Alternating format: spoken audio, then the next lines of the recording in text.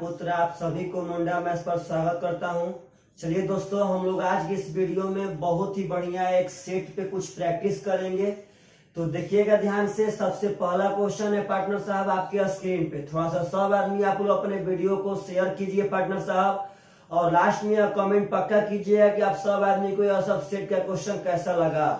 चलिएगा ध्यान से। सबसे पहला क्वेश्चन है कि 1 से 200 के बीच कितनी संख्याएं हैं जो 3 से तो विभाजित होती हैं परंतु 7 से नहीं होती हैं।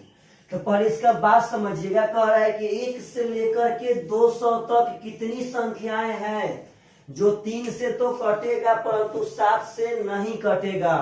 तो आप लोगों से हम एक बात पूछते हैं कि 10 तक 3 से कटने वाली कितनी संख्याएं हैं। तो अगर यह क्वेश्चन हम उठाएंगे कि 10 तक कितनी संख्या है, तो आप बोलेंगे सर 3 ठो संख्या है, 3 6 9।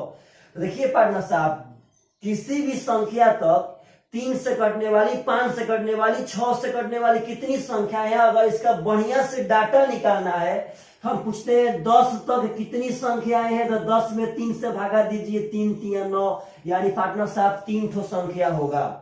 हम कहते हैं 20 तक 3 से कटने वाली कितनी संख्या है, तो 3 6 18, यानी 6 गो संख्या 3 से कटेगा।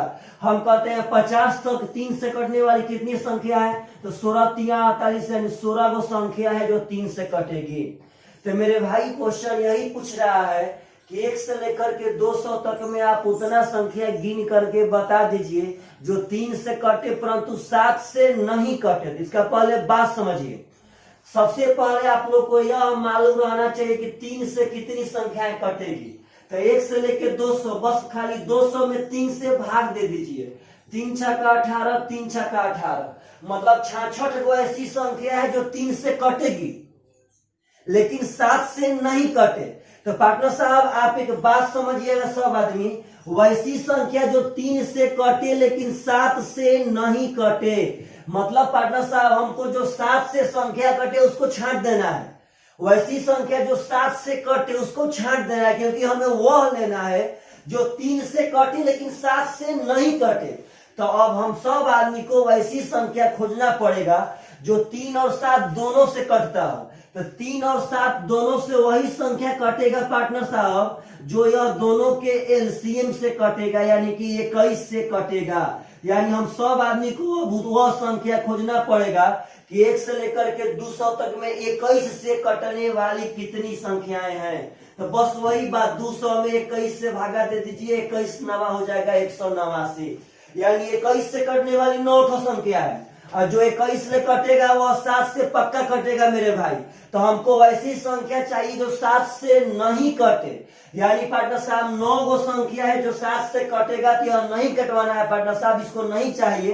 तो हम टोटल 3 से कटने वाली संख्या में से वैसी संख्या घटा देंगे जो 3 और 7 दोनों से कटता हो, यानी पार्टनर साहब घटाएंगे तो यहाँ आ जाएगा आपका 57 करेक्ट आंसर। यानी ऐसा क्वेश्चन कभी पूछे तो आप इस तरीका से बहुत ही फास्ट बना सकते हैं।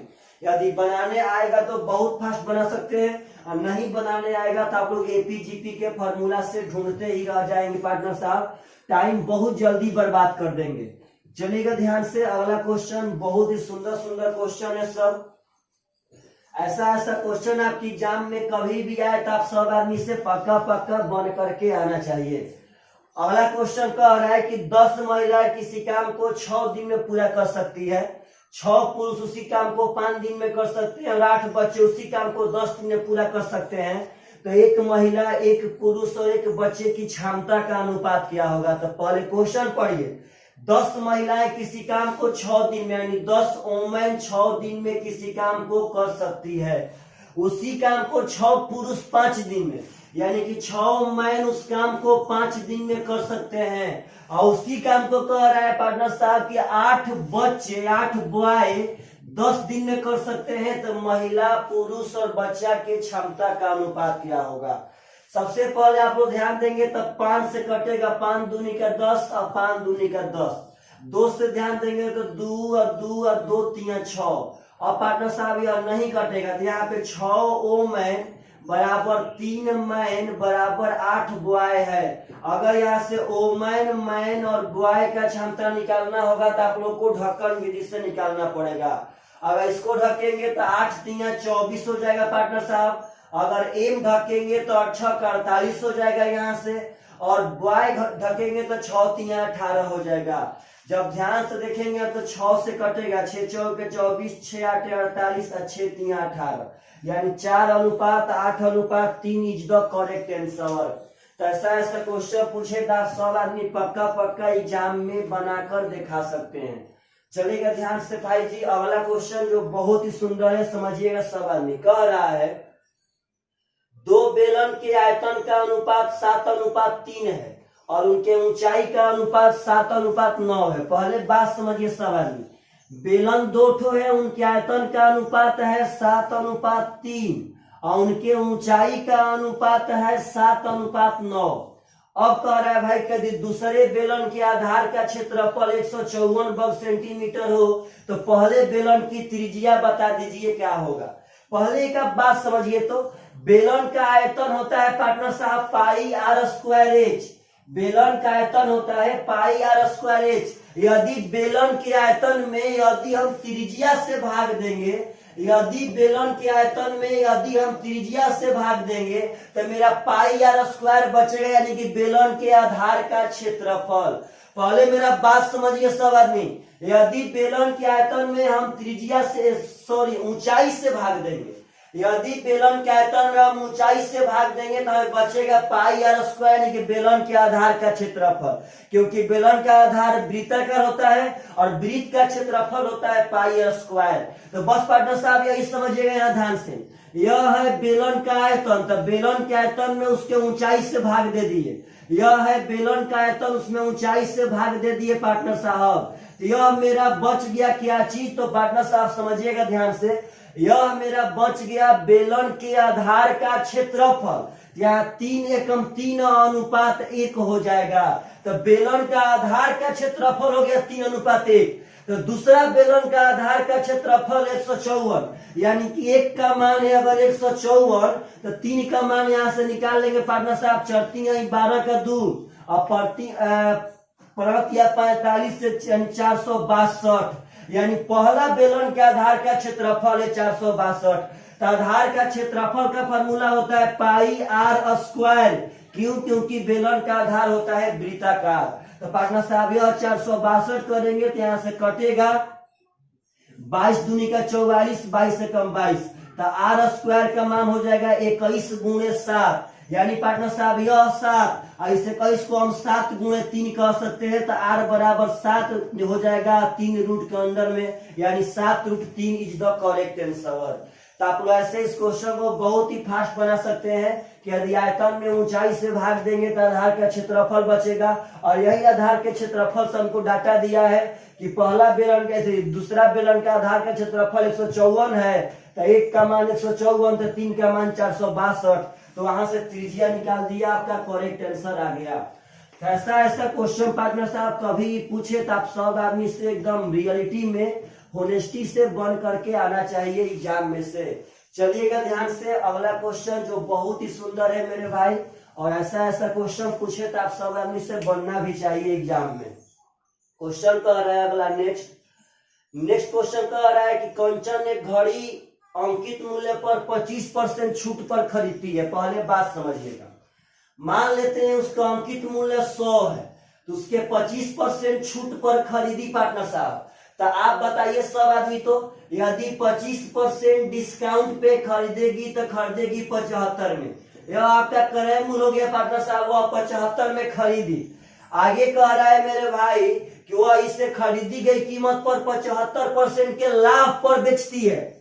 तो पार्टनर साहब 75% जब लाभ पर बेचेगी तो 75% का मतलब होता है 3/4, और लाभ का होल वैल्यू हो जाएगा 7/4।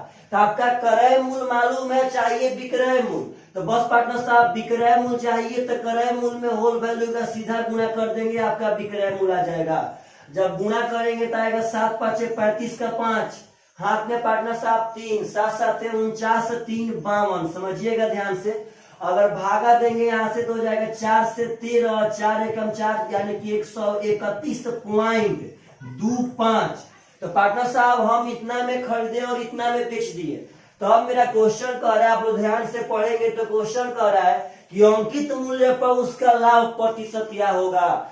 तो आप बोलिए तो पार्टनर साहब यहाँ तो क्रय मूल्य पे था कितना में बेचे, तो कहता है कि यदि अंकित मूल्य पे हम लाभ का गणना करें तो कितना होगा।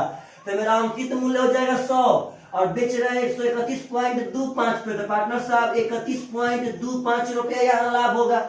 जब अंकित मूल्य पर गणना करेंगे तो अंकित मूल्य हमारा 100 है, अब बेच रहे हैं 131.25, क्या 31.25 का फायदा हुआ। तो कितना पे, तो अंकित मूल्य पे 100 पे, तो 100 पे जितना का फायदा होगा उतना परसेंट ही होता है पार्टनर साहब। 31.25% इज द करेक्ट आंसर। तो ऐसा क्वेश्चन कभी भी आप लोगों से पूछे तो एकदम बन करके एग्जाम में से आना चाहिए। चलिएगा ध्यान से अगला क्वेश्चन भाई जी, जो बहुत ही सुंदर है, समझिएगा सब आदमी। ABC को 8400 रुपया प्राप्त होते हैं और उन्हें क्रमशः 6:8, 8:7 के अनुपात में बांट लेता है। पहले आप एक बात समझिए, तो वह 6:8, 8:7 के अनुपात में 8400 रुपया बांट लेते हैं। तो आप जब देखेंगे तो इनका तीनों का हिस्सा होगा 8, 7, 15, 15, 6, 21, तीनों का हिस्सा हुआ 21, तीनों का हिस्सा था 8400, तो एक यूनिट का मान हो जाएगा 400। तो पार्टनर साहब इसका हो जाएगा 2400, इसका हो जाएगा 3200 और इसका मेरे भाई हो जाएगा 2800। अब आगे आपको क्वेश्चन है कि यदि उनके बचत का अनुपात क्रमशः 3:4 है, उनके बचत का अनुपात 3:4 है और बी का बचत 400 रुपया है, तो ABC के खर्चा का अनुपात क्या होगा। बी का बचत दिया है भाई जी 400 और अनुपात में है 2, यानी यहाँ 2 यूनिट का मान दे रहा है 400, तो एक का मान हो जाएगा 200, यानी इसका बचत है 600, इसका बचत है 400 और इसका बचत है 800। तो कहता है उनके खर्चा का अनुपात क्या होगा। तो पार्टनर अगर टोटल इनकम में से अगर उनका बचत घटाएंगे तो क्या बचेगा, खर्चा। तो 2400 में 600 घटाएंगे तो 1800 खर्चा हुआ ए का। पार्टनर साहब 3200 में जब 400 रुपया बचाया, इसका मतलब 2800 खर्चा हुआ बी का, और 2800 में जब 800 बचाया, इसका मतलब 2000 खर्चा हुआ सी का। अगर कटा देंगे मेरे भाई तो डबल जीरो से कट जाएगा, 2 9 18, 2 14 28 और 2 10 में 20, यानी 9:14:10 इज द करेक्ट आंसर। आपका खर्चा का अनुपात हो गया। तो ऐसे क्वेश्चन कभी भी आए तो आप सब आदमी होनेस्टी से एकदम बना सकते हैं, इसमें कोई भी शक नहीं है। चलिएगा ध्यान से अगला क्वेश्चन कह रहा है मेरे भाई कि 24 छात्रों की औसत आयु 12 साल है। कहता है पार्टनर साहब कि यह देखा गया कि औसत आयु के आकलन के समय एक छात्र की आयु 8 वर्ष के जगह पर 14 वर्ष ली गई थी, तो सही औसत आयु क्या होगा। पहले मेरा बात समझिए सब आदमी, मेरे पास 24 स्टूडेंट है और उनका एवरेज एज है 12, लेकिन इसमें हुआ क्या है कि उनका आकलन करते समय यह देखा गया है भाई जी कि एक का आयु 8 साल था, उसको 14 साल ले लिया गया था। तो आप बताइए सब आदमी, तो अगर होनेस्टी से उसका एज हो 8 साल और 14 साल जोड़ लेंगे तो पार्टनर साहब उसका जोग 6 साल ज्यादा जोड़े हैं कि नहीं जोड़े हैं। यानी देखिए रियलिटी में था 8 साल और उसका 14 साल नहीं है, मतलब उसका जोग हम 6 साल ज्यादा जोड़े हैं। तो जब जोग 6 साल ज्यादा जोड़ने से औसत में पार्टनर साहब कुछ ज्यादा वृद्धि हुआ होगा कि नहीं हुआ होगा। तो बस यहाँ पे हम औसत में वृद्धि निकाल लेंगे।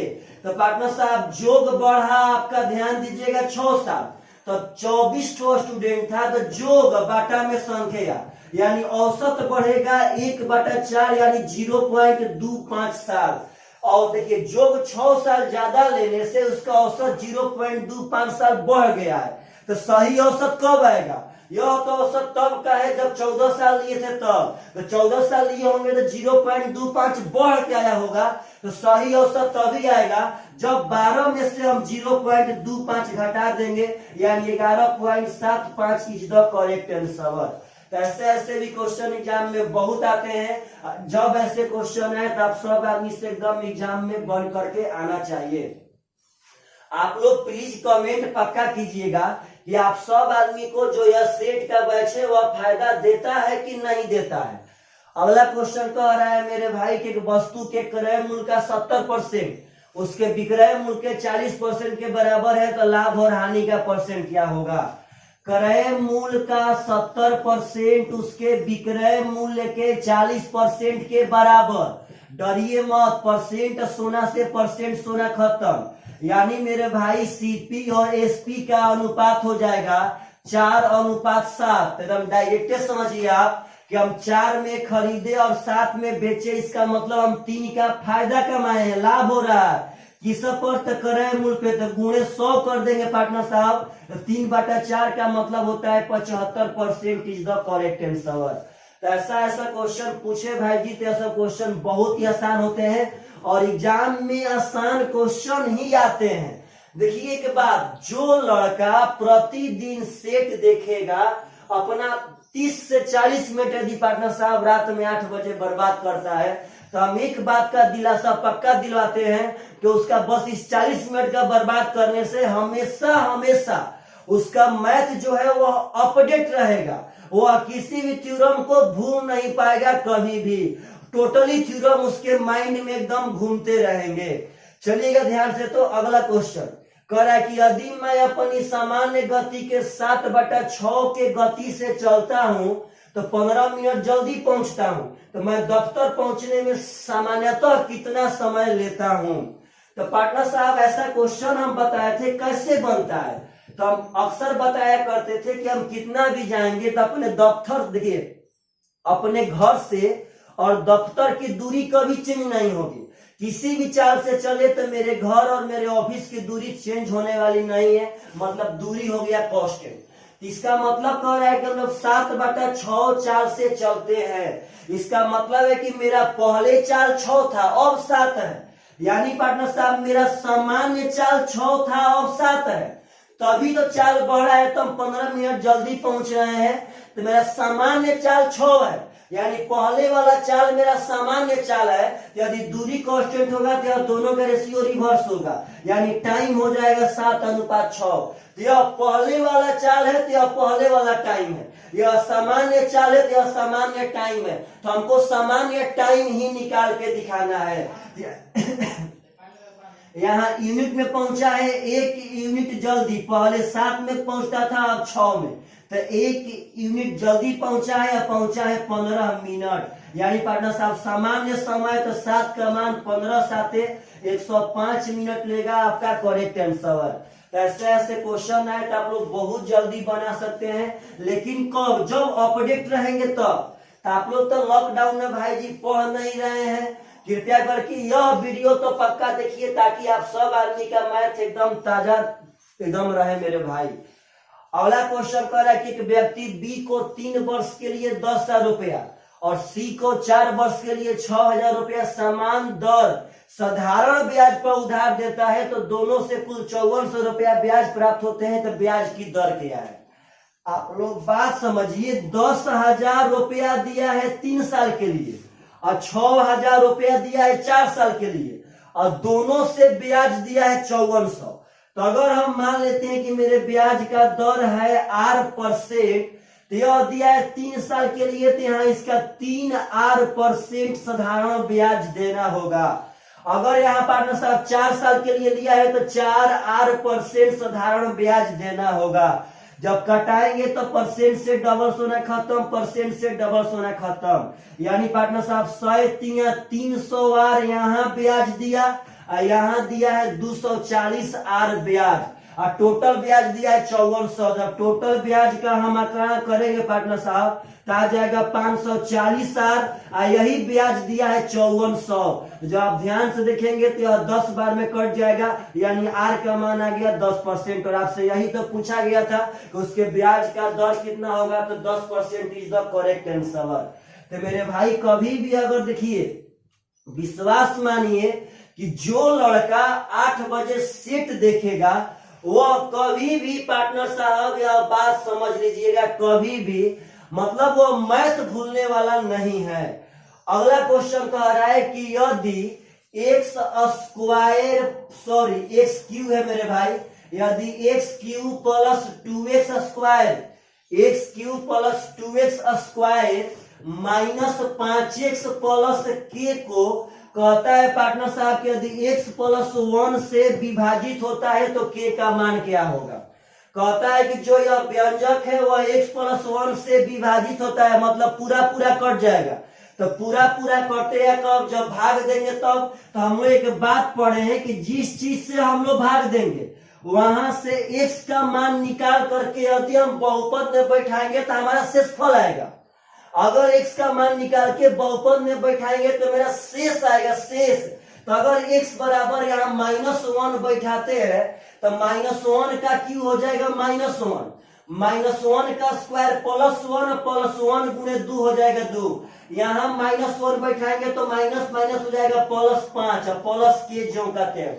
इसका मतलब है मेरे भाई कि अगर हम x का मान बैठाएंगे तो मेरा यह शेषफल आएगा, यह मेरा शेषफल है, यह सब मेरा शेषफल है भाई जी। और यह पहले ही कहा था कि यह व्यंजक x प्लस 1 से पूरा पूरा कट जाएगा। तो जब यह x प्लस 1 से पूरा पूरा विभाजित है तो यह आपका शेषफल 0 के बराबर होगा। जब पूरा पूरा कटिए जाएगा, विभाजित है, तो शेषफल 0 के बराबर होगा पार्टनर साहब। तो 5 2 7 और 7 में से 1 घटाएंगे तो 6।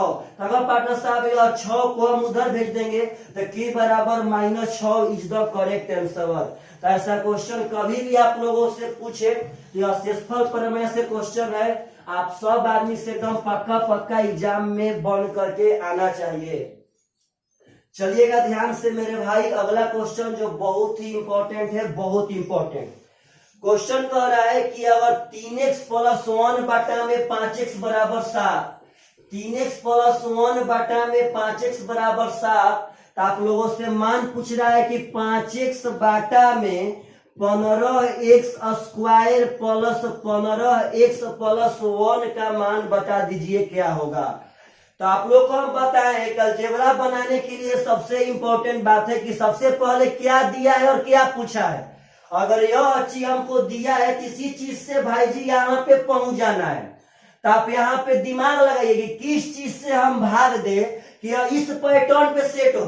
जब तक यह इस पैटर्न पे सेट नहीं होगा पार्टनर साहब, तो हम लोग कैसे क्वेश्चन बना सकते हैं, उसको इस पैटर्न पे सेट होना ही पड़ेगा।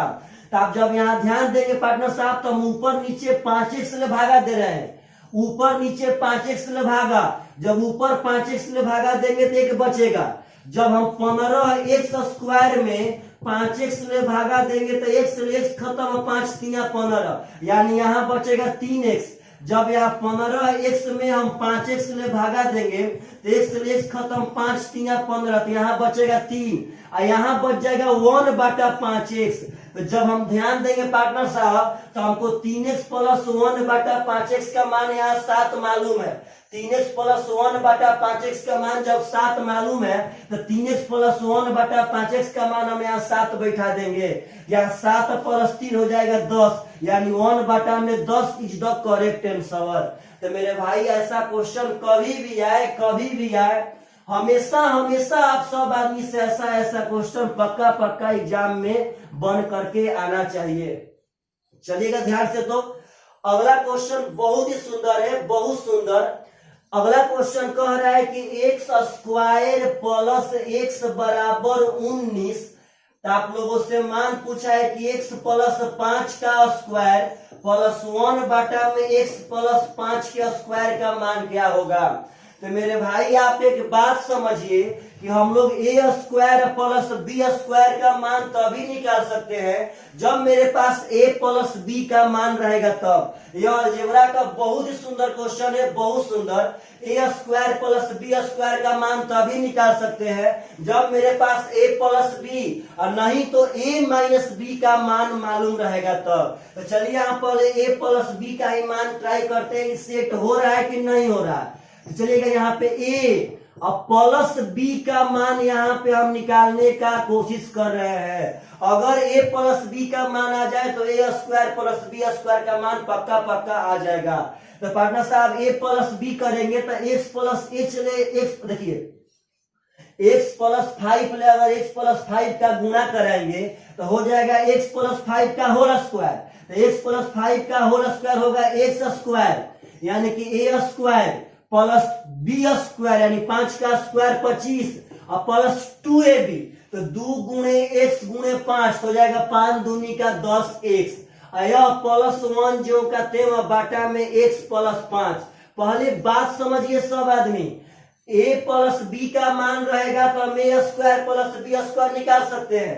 तो a प्लस b निकालने के चक्कर में हम इससे गुणा कराए तो x + 5 का होल स्क्वायर होगा। तो a square plus b square plus 2ab 5 दूनी के 10x +1 बाटा में x + 5। अब आप लोग देखिए कि आपको डाटा किसका दिया है, x स्क्वायर प्लस x का। आपको बस x स्क्वायर प्लस x का ही डाटा दिया गया है। तो यहां ध्यान देंगे मेरे भाई, तो x स्क्वायर प्लस 10x को हम x प्लस 9x कह सकते हैं। अब 25 से 1 26 पार्टनर साहब ध्यान दीजिए, हम x स्क्वायर प्लस 10x को हम x प्लस 9x कह सकते हैं। अब 25 से 26, अब हम x स्क्वायर प्लस x का मान यहाँ 19 बैठा देंगे। तो जब हम ध्यान देंगे तो 9x प्लस 26 और 19 पार्टनर साहब हो जाएगा यहाँ पे 45 बाटा में x + 5। अब जब 9 कॉमन लेंगे ऊपर तो बच जाएगा x प्लस 9 5 45 बाटा में x + 5। पार्टनर साहब कट किया गया 9। तब एक बात समझिए कि जब a प्लस b का मान आ गया तो a square plus b square का मान होता है 9 स्क्वायर - 2। ऐसे ही समझिए ना, a square plus b square बराबर होगा a प्लस b का होल स्क्वायर। तो a प्लस b का होल स्क्वायर, तो a प्लस b का होल स्क्वायर -2। और जब a b करेंगे तो आप कट के यहाँ पे 1 हो जाएगा। तो पार्टनर साहब 81 में से 2 घटाएंगे तो 79 इज द करेक्ट आंसर। लेकिन यह क्वेश्चन बहुत ही जबरदस्त है और ऐसे क्वेश्चन एग्जाम में आते हैं। कम से कम एसएससी में क्वेश्चन 5 से 6 बार देखा गया है भाई। और जब पूछेगा तब विद्यार्थी लोग इस क्वेश्चन को छोड़ करके आएंगे, यदि उनके पास थीम क्लियर नहीं रहेगा तो।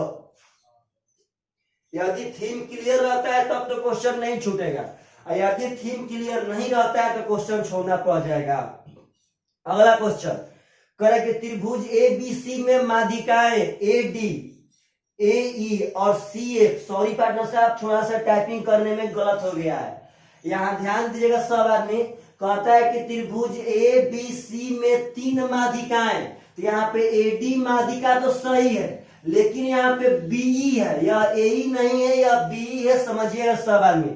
अब पुनः कह रहा है CF, कह रहा है पार्टनर साहब की 3 माध्यिकाएं AD, BE और CF बिंदु G पर प्रतिच्छेद करती हैं। अब कहता है कि त्रिभुज ABC का क्षेत्रफल 156 हो तो त्रिभुज FGE का क्षेत्रफल कितना होगा।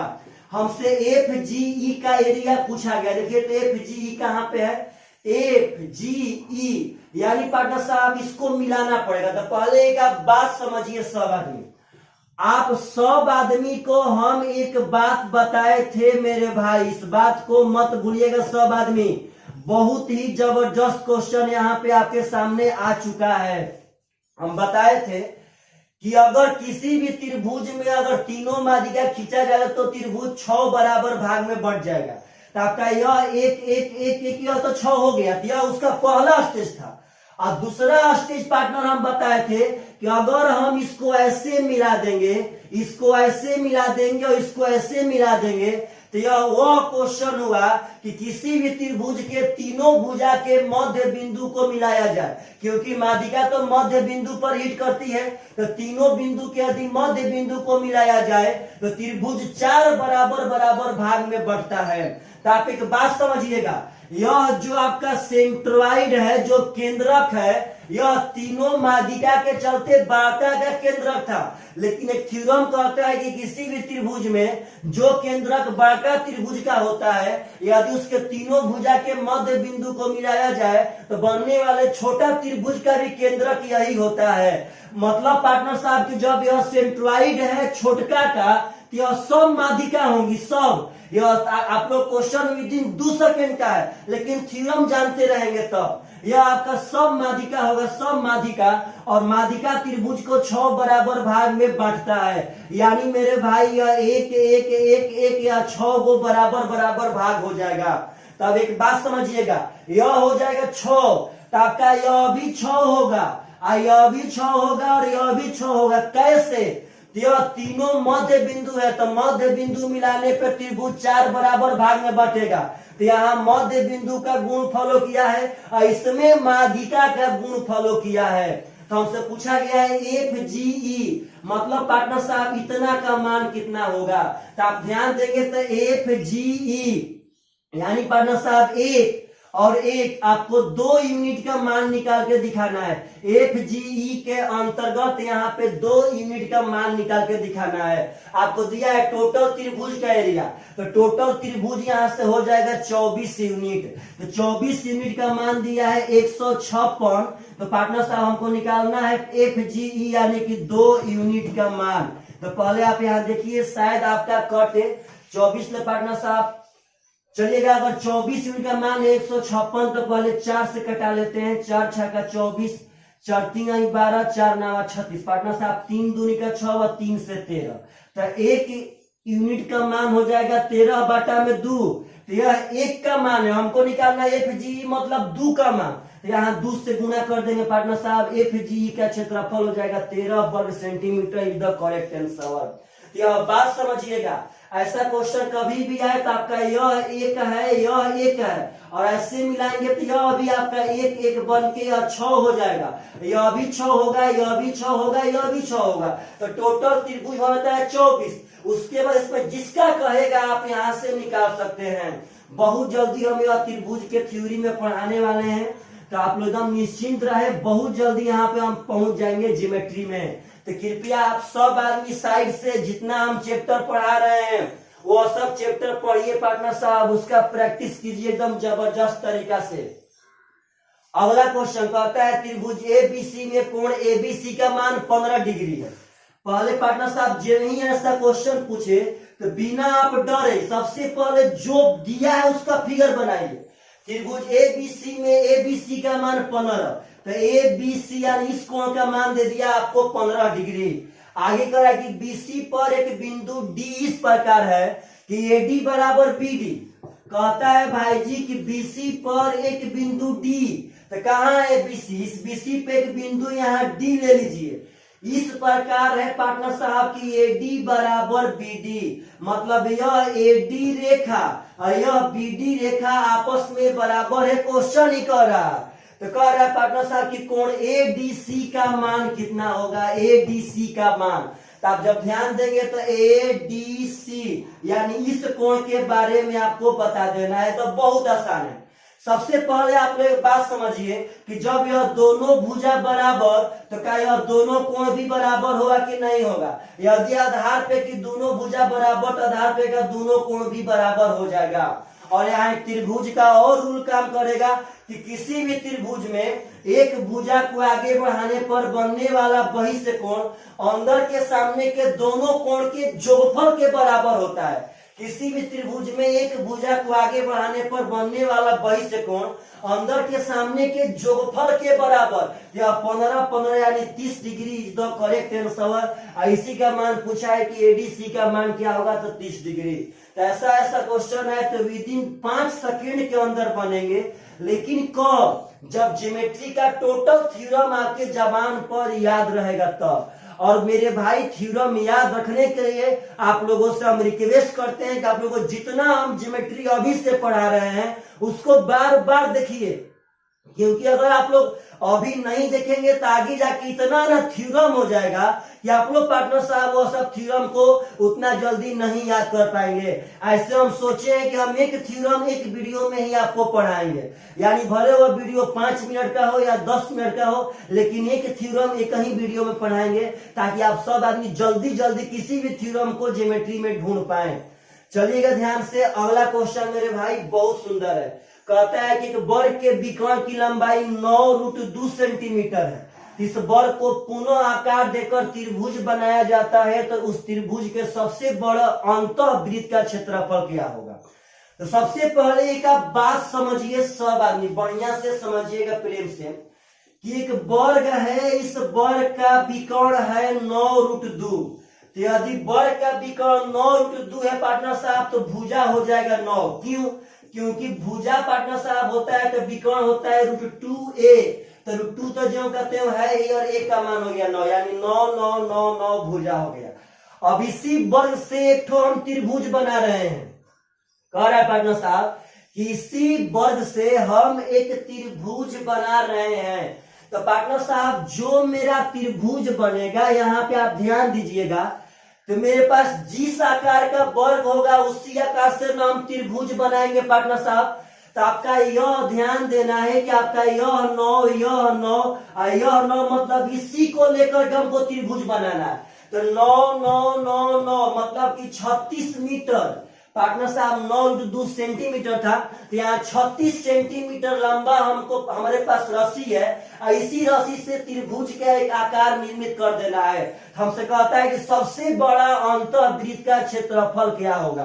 तो सबसे पहले आप लोग एक बात समझिए सब आदमी, सबसे बड़ा अंतःवृत्त का क्षेत्रफल तब ही निकाल पाएंगे जब इस वृत्त का त्रिज्या मालूम रहेगा। तब सबसे बड़ा अंतःवृत्त का क्षेत्रफल तब ही निकाल पाएंगे जब इस वृत्त का त्रिज्या मालूम रहेगा तब। अब उसके आगे समझिए मेरे भाई कि सबसे बड़ा अंतःवृत्त आपका समबाहु त्रिभुज में होता है, समबाहु त्रिभुज में। तो पार्टनर साहब जब यह 36 सेंटीमीटर लंबा रस्सी था और इसी रस्सी को हम पहले अब त्रिभुज बना रहे हैं तो अगर हम समबाहु त्रिभुज बनाएंगे तो यह 12 होगा, यह 12 होगा, यह 12 होगा। तो मेरा यह समबाहु त्रिभुज बन गया 36 का 12 12 12। तो पार्टनर साहब अब अंतःवृत्त का त्रिज्या, तो अंतःवृत्त का त्रिज्या होता है a/2√3। समझिएगा ध्यान से, समबाहु त्रिभुज में अंतःवृत्त का त्रिज्या होता है भुजा बाटा में 2√3। तो आपका भुजा है 12 और बाटा में 2√3 यानी पार्टनर साहब हो जाएगा 2 छक्का 12। तो कटाएंगे तो यहाँ कट जाएगा, हो जाएगा 2√3। तो कहता है कि इसका क्षेत्रफल कितना होगा, तो पाई r स्क्वायर। तो जब 2√3 का स्क्वायर करेंगे मेरे भाई तो 2 दूनी के 4, 2 का स्क्वायर 4 और √3 का स्क्वायर 3, तो हो जाएगा 4 3 12 pi is the correct answer. इस क्वेश्चन में सबसे इंपॉर्टेंट डाटा था, इस वर्ग से यदि हम त्रिभुज बनाएंगे तो यह नहीं बोला था कि हम समबाहु त्रिभुज बनाएंगे, लेकिन यह बोला था कि हमको सबसे बड़ा अंतःवृत्त बनाना है, सबसे बड़ा। और सबसे बड़ा अंतःवृत्त समबाहु त्रिभुज में ही बन सकता है। तो पार्टनर साहब जब यह 36 सेंटीमीटर रस्सी है, जब 36 सेंटीमीटर को मोड़ के हम समबाहु त्रिभुज बनाएंगे तो उस समय इसका भुजा 12 12 हो जाएगा। और समबाहु का अंतःवृत्त का रेडियस होता है भुजा बाटा में 2√3।